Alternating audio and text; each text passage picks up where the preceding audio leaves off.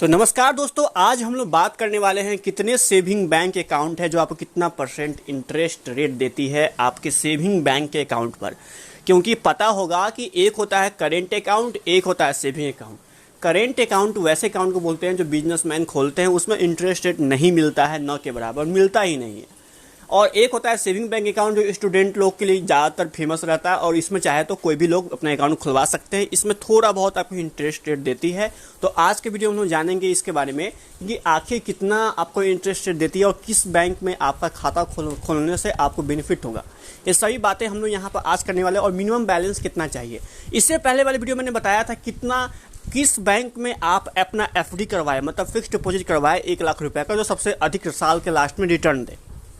आप लोगों ने काफ़ी अच्छा प्यार दिया उसको, और चाहता हूँ अगर वीडियो देखना है तो उसको डिस्क्रिप्शन बॉक्स में इसका लिंक दिया हुआ है। और उसके बाद मैंने वीडियो बनाया था पोस्ट ऑफिस वाला, वो भी आप देख लेना, पोस्ट ऑफिस में कितना परसेंट ब्याज मिलता है देख लेना। पॉइंट पे आते हैं। आज हम पॉइंट बात कर सकते हैं पहले इलाहाबाद बैंक के बारे में। देखो, इलाहाबाद जो बैंक है ना, ये आपको गवर्नमेंट बैंक है, मतलब गवर्नमेंट सरकारी। इसके अंदर में आप 500, 1000, 2500 रुपया से भी खाता खुलवा सकते हैं, और आपको 2.90% आपको इंटरेस्ट रेट देगी। था समझना, मतलब कि अगर आप 100 रुपया है ना, तो 100 रुपया साल के लास्ट में आपका 100 रुपया ना लगभग 103 रुपया बन जाएगा। 103 रुपया। अगर 500 रखते हो तो इसके अनुसार देखो तो यहाँ पर आपका जो है 3 509 रुपया बन जाएगा साल के लास्ट में। लगभग 510 रुपया के आसपास आपको मिल जाएगा। जितना अधिक अमाउंट रखोगे उतना परसेंट आपको ब्याज देगा। सेविंग बैंक में अकाउंट में ब्याज तभी मिलता है जब आप पैसा को थोड़ा दिन तक निश्चित रूप से छोड़ के रखते हो। जब सेविंग बैंक खुलवा लिए और पर डे पैसा निकाल रहे हैं डाल रहे हैं, तो ऐसा मत करना। उसमें थोड़ा बहुत इंटरेस्ट की 2 महीना 3 महीना पर निकासी आपका हो रहा है तो आपको अच्छा खासा ब्याज मिल जाएगा। तो ये बातें कि आपको ख्याल रखनी पड़ेगी। देखिए, आंध्रा बैंक में अगर आप 0 रुपया से भी अकाउंट खुलवा सकते हैं और 1000 रुपया तक का भी अकाउंट खुलवा सकते हैं, और इसके अंदर में 100 रुपया अगर रखते हो तो साल के लास्ट में वो 3 रुपया बन जाएगा, 103 रुपया बन जाएगा। एयू फाइनेंस बैंक के अंदर में आप पैसा अपना रखते हो तो इसमें अगर 100 रुपया, इसमें 0 से ही शुरू कर सकते हो, इसमें 100 रुपया रखते हो तो आपका लगभग साल के लास्ट में 7%, मतलब कि 160 रुपया तक बन सकता है। लेकिन एयू फाइनेंस ये प्राइवेट बैंक, तो अगर आपको यहाँ पर इसमें क्या होता है कि थोड़ा रिस्की होता है, तो आप चाहे तो इसमें भी कर सकते हो। एक्सिस बैंक एक प्राइवेट बैंक में काफ़ी अच्छा बैंक है, जिसके अंदर में मिनिमम आप 10,000 से भी अकाउंट खुलवा सकते हो, 25,000 से और 1 लाख तक का भी अकाउंट खुलवा सकते हो। 10,000 के नीचे इसमें अकाउंट नहीं खुलता, इस पर ख्याल रखना। इसके अंदर में 100 रुपया रखते हो तो साल के लास्ट में आपको 104 रुपया, मतलब कि अच्छा खासा इंटरेस्ट रेट आपको दे रही है। इस पर ख्याल रखना। अब आता है bank of Baroda. Bank of Baroda आपके 500 से और 1000 रुपया से भी अकाउंट से खुलती है, और इस बात का ख्याल रखिएगा आप स्पेशल कि इसमें 100 रुपया रखते हो तो लगभग आपके साल के लास्ट में 102 रुपया 50 पैसा, 102 रुपया 75 पैसा के आसपास बन जाएगा। बैंक ऑफ इंडिया एक गवर्नमेंट बैंक, जिसमें 500, 5000, 10,000, ठीक है, 20,000 और 1 लाख तक का अकाउंट खुलवा सकते हो। इसके अंदर में 100 रुपया आपके साल के लास्ट में 103 रुपया बन जाएगा। बंधन bank is a private bank, इसके अंदर में वही सेम में है, 2,000 से भी अकाउंट खुलवा सकते हो और मिनिमम 1 लाख तक कैसे अकाउंट खुलवा सकते हो। इससे कम पैसा है, 0 बस नाम के लिए रहता है, लेकिन आपको मिनिमम खाता बैलेंस 2,000 रुपया ही रहना चाहिए। तो आपका ख्याल रखना, 100 रुपया आपका यहाँ पर 107 रुपया तक बन सकता है। बात करो बैंक ऑफ महाराष्ट्र, इसके अंदर में आपका वही सेम कुछ है, 1000 से खुलवाओ। ये आपका जो है सो एक सरकारी बैंक है, और इसमें 100 रुपया जो है आपका 102 रुपया 75 पैसा बन जाएगा साल के लास्ट में। 100 रुपया तक का पैसा इतना बन जाएगा। अगर 1000 रुपया रखते हो तो जोड़ लो आप यहाँ पर।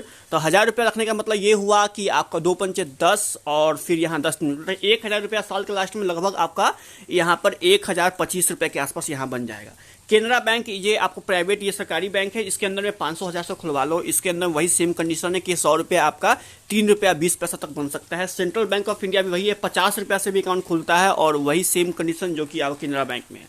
अब बात करो इंपॉर्टेंट बैंक के बारे में, जैसे कि देखो एचडीएफसी बैंक की बात करो तो एचडीएफसी भी आपको 100 रुपया जो है साल के लास्ट तक ले आपको 103 रुपया 50 पैसा तक बन जाएगा। आईसीआईसी बैंक में भी आपका 100 रुपया जो है साल के लास्ट में इतना मिनिमम बैलेंस आप खुलवा सकते हो, और 100 रुपया लास्ट के अंदर में 103 रुपया 50 पैसा आपका बन जाएगा। अब बात करो आईडीबीआई बैंक भी सेम देती है जो कि आपको आईसीआईसी बैंक देती है। इसका इंडियन पोस्ट पेमेंट बैंक आपको 2.75% तक का ब्याज देती है, और इसमें यह फायदा है कि आप 0 रुपया से भी बैलेंस खुलवा सकते हो। ये बहुत बड़ी इसमें बेनिफिट मिलती है। इसके अंदर में पैसा भी नहीं करता कि 2000 से कम है, तो इसमें याद करना कि 2000 से कम रहने पर आपका सब में मिनिमम बैलेंस रहना चाहिए। अगर कम रहता है तो पैसा कटना शुरू कर देता है। तो इस बात का ख्याल रखो, स्पेशल तौर से रखना पड़ेगा। ठीक है, अब आगे चलते हैं यहाँ पर। तो आगे मैं बात करूँ यहाँ पर, तो देखो यहाँ पर ये पंजाब नेशनल बैंक की बात करूँ तो 3% तक का ब्याज देता है ये निश्चित रूप से, और इतना तक का आप अकाउंट खुलवा सकते हो, कम से कम 500 और अधिक से अधिक 5000 तक का। ठीक है, आपका 100 रुपया लास्ट में 103 रुपया बन जाएगा। अब आते हैं यहाँ पे स्टेट बैंक ऑफ इंडिया, जो कि सबसे इंपॉर्टेंट, जो 2500 रुपया से अकाउंट खुलता है, उससे कम का आपको नहीं खुलेगा, 5000 से 2500 के बीच में। और इसमें 100 रुपया आपका लगभग यहाँ पर जो है 4 रुपया 50 पैसा south bank of Indian bank, माफ करना SBI बात कर रहा था मैं, SBI 0 रुपये से खुलवा सकते हो, लेकिन भाई साहब 5000 से कम का खुलवाने पर इसमें बहुत सारा पैसा कटता है, ख्याल रखना 5000 से कम का अकाउंट खुलवाना ही मत, इसमें फायदा नहीं होगा। आपका 100 रुपया लगभग 2 रुपया 70 पैसा, मतलब 102 रुपया बन जा सकता है। अब आता है यूनियन बैंक ऑफ इंडिया, ये जो है आपको इतना 100 रुपया से लेकर 1000 तक का बैलेंस आप खुलवा सकते हो, और 100 रुपया आपका 3 रुपया तक का यहाँ पर बन सकता है। और लास्ट में आते हैं यस बैंक, जो इंपॉर्टेंट बैंक है, जो कि 4 रुपया 5 रुपया 50 पैसे आपको यहाँ पर देता है। 100 रुपया आपका 4 रुपया बन सकता है साल के लास्ट में। अब देखो, मैं आपको यहाँ बात करने वाला हूँ कौन सी प्राइवेट बैंक सबसे बेस्ट है आपके पैसा खुलवाने के लिए, सेफ बिल्कुल, और कौन सी आपकी गवर्नमेंट बैंक सबसे सेफ है आपको पैसा खुलवाने के लिए, अकाउंट खुलवाने के लिए। चलिए मैं दोनों पर टॉपिक पर बात कर लेता हूँ। तो यहाँ पे देखिए, अगर आपको अपना अकाउंट खुलवाना है तो मेरे ख्याल से ना आप सबसे अच्छा अपना अकाउंट खुलवाइए SBI में और PNB में, क्योंकि SBI और PNB में ना आपको 3% तक का बिल्कुल सरकारी जो है गवर्नमेंट में खुलवाना है, गवर्नमेंट बैंक में, तो बिल्कुल आपको अच्छा खासा जो है इंटरेस्ट देती है, बाकी सब के मुकाबले 3% तक का दे देती है। और अगर मैं बात करूं यहाँ पर कि आपको अगर प्राइवेट बैंक में खुलवाना है, तो आप मेरे ख्याल से ना एक्सिस बैंक, यहाँ देखिए एक एक्सिस बैंक है आपका, मैं दिखा देता हूँ, एक्सिस बैंक या फिर ICICI बैंक भी बेस्ट आपके लिए रहेगा।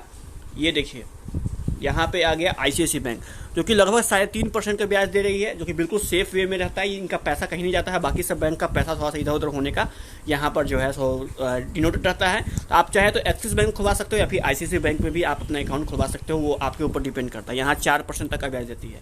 अब जैसे AU फाइनेंस है, ये सब बैंक का कोई भरोसा नहीं रहता है दोस्तों, तो इसके लिए मैं चाहता हूँ कि आप ये दोनों आपके सबसे बेस्ट रहेगा अकाउंट खुलवाना। बाकी सब आपको आप जहाँ भी खुलवा लिए अच्छा, ये उससे भी सेविंग बैंक अकाउंट पर आपको पैसा तभी मिलेगा जब अपने पैसा को आप स्थिर करके छोड़ देते हो। अगर आप सेविंग बैंक अकाउंट खुलवा रहे हो और पैसा रेगुलर निकाल रहे हो, हर दिन जो है ऑनलाइन पेमेंट कर दे रहे हो, किसी न किसी को कुछ ना कुछ कर रहे हो, इसमें तो आपका ATM मेंटेनेंस चार्ज, तो UPI मेंटेनेंस चार्ज, ये सब कट के भी आपका ब्याज और ये दोनों सब एक ही पड़ जाएगा। इसलिए सेविंग अकाउंट में, बैंक अकाउंट में ना फायदा तभी होता है जब आप पैसा काफ़ी कम निकालो, काफ़ी कम यूज करो। जैसे कि आप 2 महीना 3 महीना पर एक बार ट्रांजेक्शन कर रहे हो तो फायदा आपको होगा। अगर आप रेगुलर कर रहे हो, पर डे आप यहाँ पर 10-15 ट्रांजेक्शन कर रहे हो, तो आपको कोई फायदा सेविंग बैंक अकाउंट पर पैसा आपको दे ही, मतलब ब्याज इंटरेस्ट देगी नहीं, चाहे वो प्राइवेट बैंक हो चाहे सरकारी बैंक हो। तो इस बात का खास ख्याल रखना। एक आपका यहाँ पर इंडियन पोस्ट पेमेंट बैंक है, जो ट्रांजैक्शन के बाद भी अच्छा खासा अमाउंट आपको देती है, तो ये चीज़ बढ़िया है आपको इंडियन पोस्ट पेमेंट बैंक के बारे में। तो अगर मैं किसी और दिन ना, मैं हो सके तो नेक्स्ट वीडियो उसी बनाऊंगा कि इंडियन पोस्ट पेमेंट बैंक में सेविंग अकाउंट कैसे खुलवाए और अधिक से अधिक ब्याज कैसे पाए, किस होशियारी के तहत में आप अधिक से अधिक इंटरेस्ट पाए, जो कि आपके लिए स्टूडेंट के सबसे बेस्ट हो। मैं आपको नेक्स्ट वीडियो बनाने वाला हूँ, या फिर आपके पास कोई सजेशन वीडियो है तो आप नीचे टॉपिक पर मुझे बताना, मैं बना कर दूंगा। थैंक यू सो मच, मिलता हूँ नेक्स्ट वीडियो में, फिर से मिलते हैं।